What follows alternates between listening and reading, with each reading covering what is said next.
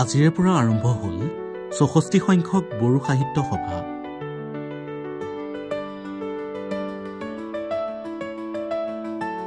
এক নান্দনিক পৰিৱেশে বিৰাজ কৰিছে ডিমাকুছিৰ দৈমু নগৰৰ বাকৰি। চাৰিওফালে এতিয়া উদুলি মুদুলি পৰিৱেশ।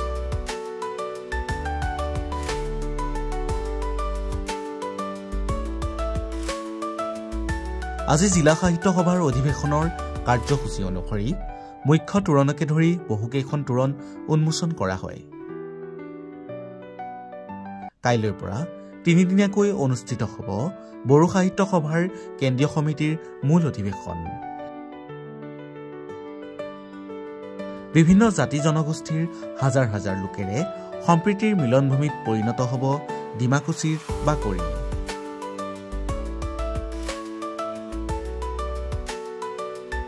বড়ো সাহিত্য সভাত মুকলি বজাৰ, প্ৰদৰ্শনী, বাণিজ্যিক মেলা, গ্ৰন্থমেলাৰ উপৰিও বিশেষ আকৰ্ষণৰ কেন্দ্ৰবিন্দু হৈ পৰিছে কেঁকুৰা আৰু বড়ো জনগোষ্ঠীৰ লোকৰ পূৰ্বৰ গাঁৱৰ চহা জীৱনৰ এটি পৰিয়ালৰ বাসগৃহ।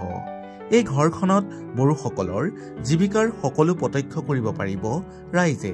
৬ জানুৱাৰীৰ পৰাই বিভিন্ন ধৰণৰ প্ৰদৰ্শনী, বাণিজ্যিক মেলা, মুকলি বজাৰ, গ্ৰন্থমেলা আদিত দূৰ দূৰণিৰ লোকৰ ঘটিছে ব্যাপক সমাগম।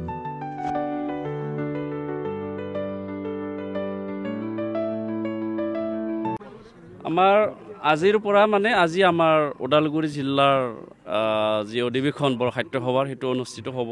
আৰু ইতিমধ্যে ভাল কথাটো হ'ল কি, ওদালগুৰি জিলা Nikhil Bodo women welfare federation তেওঁলোকৰ অধিৱেশনো আজি ইয়াত লোৱা হৈছে।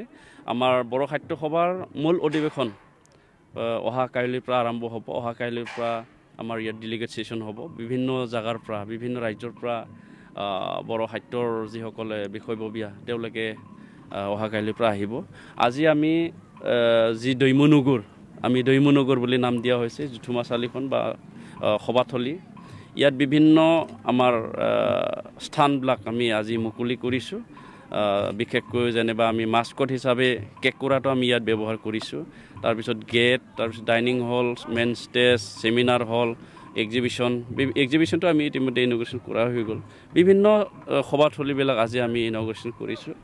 আৰু আমাৰ ডিমাকুছি অঞ্চলৰ বডোলেণ্ড মুভমেণ্টৰ শ্বহীদসকলৰ লগতে এই অঞ্চলৰ বিশিষ্ট ব্যক্তিসকল যিসকল আমাৰ পৰা তেওঁলোকে স্বৰ্গগামী হ'ল, তেখেতসকলৰ স্মৃতিত এই ভেন্যুবিলাক বা স্থানবিলাক আমি নামাকৰণ দিয়া হৈছে। আৰু ইতিমধ্যে আমাৰ ইয়াত যিসকল আলহী আমি নিমন্ত্ৰণ ৰাখিছিলোঁ, সাহিত্য একাডেমি এৱাৰ্ডী বা বিভিন্ন সমাজৰ ব্যক্তিসকল, ইয়াত কালাইগাঁও বিধানসভাৰ MLA দুৰ্গাদাস বড়ো ডাঙৰীয়া আহিছে, তেখেতে ইনগ্ৰেশ্যন কৰিছে।